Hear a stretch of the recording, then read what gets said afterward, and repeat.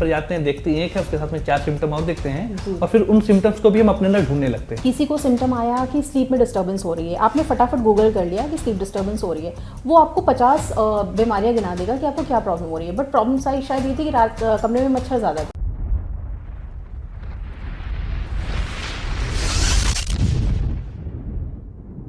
Gadgets का time है, digitalisation का वक्त है। कई लोगों में देखा है कि बैठे होते हैं और अचानक से अपना वो मोबाइल को लॉक करेंगे, अनलॉक करेंगे, मैसेज देखेंगे, कोई मैसेज नहीं आया है फिर मोबाइल लॉक करेंगे, या नेटवर्क चला गया, बैटरी डिस्चार्ज हो गई तो घबराहट होने लगती है। तो क्या ये भी कोई एक बीमारी है? बिल्कुल, इसको अभी ये बिकॉज अभी जो डिजिटलाइजेशन हुआ है हमारे कंट्री में, पूरे वर्ल्ड में, ग्लोबली, सो उसकी वजह से ऐसे बहुत सारी प्रॉब्लम्स हैं, साइकोलॉजिकल प्रॉब्लम्स जो गैजेट से रिलेटेड है। जैसे आपने बात करी नोमोफोबिया, ठीक है, यानी कि नो मोबाइल फोबिया। आपके आसपास अगर आपका मोबाइल नहीं है तो आपको एंजाइटी होने लगती है, आपको लगने लगता है कि ऐसा तो नहीं कुछ इंपॉर्टेंट इन्फॉर्मेशन मिस हो रही है। उसकी वजह से आपको विड्रॉल सिम्टम्स, चिड़चिड़ापन, गुस्सा आ रहा है, या आपके पास अगर मोबाइल नहीं है, रिपेयरिंग के लिए गया हुआ है, नींद नहीं आ रही है, अगर इस तरह के सिम्टम्स आते हैं तो this is also psychological disorder. ये नया एंटिटी है बट ये बहुत कॉमनली देखने को मिलता है अगर सडनली किसी के पास से उसका मोबाइल ले लिया जाए। और इसी तरीके से देखने को मिलता है अगर इंटरनेट भी चला जाता है तो लोगों में बहुत टेंशन हो जाती है। अगर इनफैक्ट 1 घंटे के लिए या 2 घंटे के लिए भी इंटरनेट जाता है तो ऑल ऑफ अ सडन सब पैनिक हो जाते हैं। तो ये भी कहीं ना कहीं एक तरह का डिपेंडेंस है on internet, on electronic gadgets, और which is kind of similar to अपना जो सब्सटेंस यूज रहता है। कई बार होता है हम बैठे होते हैं तो एकदम से लगता है कि जैसे हमारा मोबाइल रिंग कर रहा है जबकि वो रिंग नहीं कर रहा होता है, या कई चीज़ों को लेकर डाउटफुल रहना कि हमने गेट लॉक किया या नहीं किया जबकि हमने लॉक कर चुके होते। तो क्या इसको कैसे किस बीमारी में इसको काउंट किया जाएगा और कैसे क्या कुछ शेयर रहता है? सो आपने जो पहली बात करी जिसमें फैंटम रिंगिंग सिंड्रोम, जिसमें आपको ऐसा लगता है कि आपका फ़ोन बज रहा है एंड सडनली आप चेक करते हो कि क्या कॉल आया है नहीं आया है, तो अगेन वो आपका एक्सेसिव डिपेंडेंस है ऑन योर मोबाइल, जिसकी वजह से आपको बार बार चेकिंग करने का रहता है। एंड कभी कभी ये ऐसे केसेस में रहता है जहाँ पर आपका कहीं ब्रेकअप हुआ रहता है, या आप किसी का कॉल एक्सपेक्ट कर रहे हो एंड देन आप सडनली आपको लगता है कि आपका मोबाइल बजा है। सो ये because of heightened sense of anxiety, जो आपका एंग्जाइटी स्टेट रहता है इतना ज़्यादा रहता है कि आपको कहीं ना कहीं लगता है कि शायद मेरा मोबाइल रिंग हो रहा है। सेकेंड चीज़ जो आपने बात करी जहाँ पर डाउट वाली सिचुएशन, तो that is a different disorder, that is OCD, obsessive compulsive disorder, जिसमें रिकरेंट थॉट्स, डाउट्स, इम्पल्सेस, इस तरह के इमेजेस आते हैं जिससे आपको लगता है, जिसकी वजह से आपको एंग्जाइटी होती है और फिर आपको एक कंपल्शन होता है उसके रिगार्डिंग चीज़ें करने का। लाइक फॉर एग्जांपल, अगर आपको डाउट आया कि मैंने लॉक किया है कि नहीं किया है, आप जाके उसको चेक करते हो, आप उसका प्रॉब्ली फ़ोटो ले लेते हो कि अपने आप को कन्विंस करने के लिए। So that is a different disorder, OCD। कई बार चीज़ों को आज के समय में देखा, कई लोग हैं उस भी चीज़ को लिखने याद करने के लिए वो अपने दिमाग में याद नहीं करेंगे, उसको कहीं ना कहीं डिजिटल डिवाइस पर लिख लेंगे, मोबाइल पे लिखने लगेंगे, लैपटॉप पे सेव कर लेंगे। तो क्या ये भी कोई एक डिसऑर्डर है? तो PM जी याद करिए, बचपन में जैसे हम लोग को कोई फ़ोन नंबर अपने घर का या फ्रेंड्स का, तो हम लोग को मतलब याद रहता था कि कुछ भी हुआ तो आपको कभी भी डायरी खोलने की ज़रूरत नहीं, आपने तुरंत कर दिया।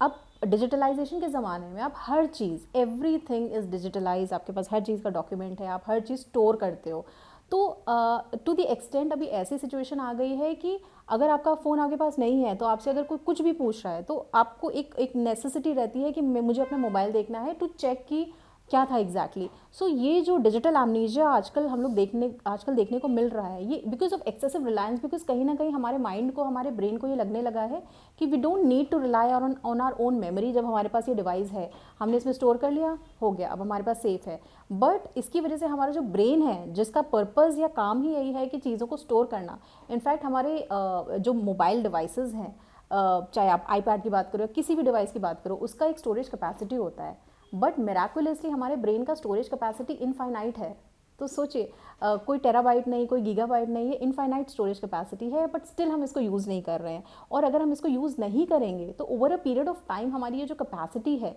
तो ये हम लोग नेगेटिव सेंस में इवॉल्व करेंगे। तो जितना अच्छे से हम लोग अभी चीज़ों को मेमोराइज कर रहे हैं, जिसकी वजह से ह्यूमन बीइंग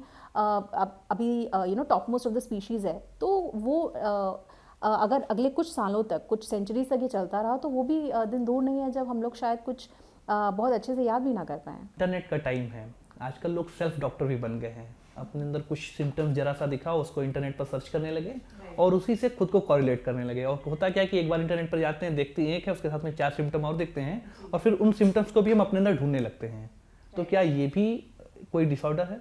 ये बहुत ही कॉमन डिसऑर्डर है और हमारे पास जो पेशेंट्स आते हैं खास तौर अब पर ये कोविड के बाद में ज़्यादा कोविड के बाद में बहुत बढ़ गया है और पेशेंट्स आते हैं अपनी डायग्नोसिस लेके कि मैम ये डायग्नोसिस है, और कुछ पेशेंट्स एक कदम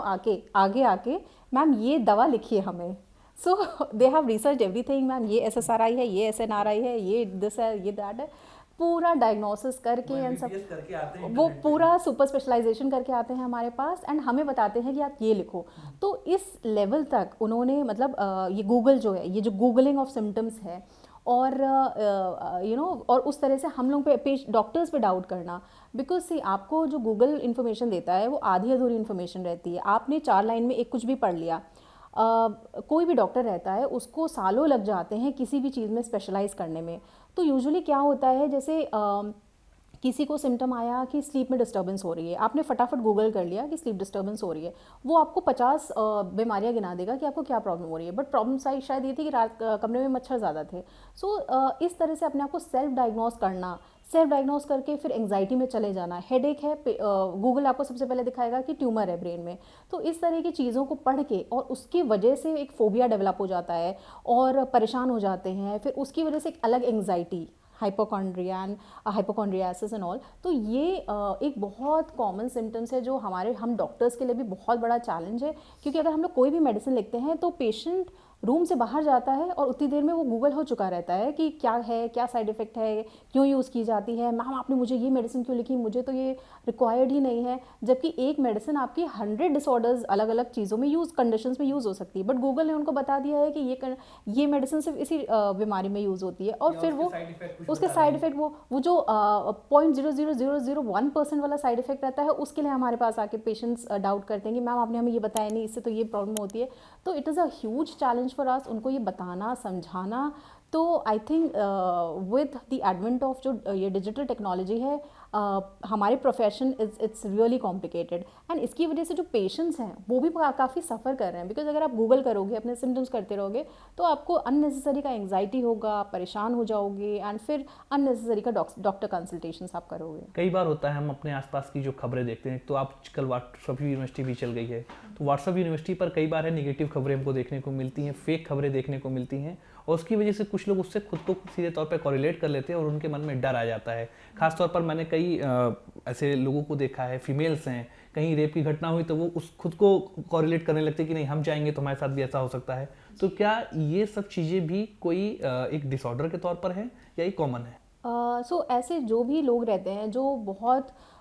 वल्नरेबल हैं, जो बहुत ज़्यादा एंग्शियस रहते हैं, बेस लाइन पे ही जिनकी एंग्जाइटी बहुत ज़्यादा रहती है, और या फिर वो लोग इमोशनली बहुत वोलेटाइल हैं,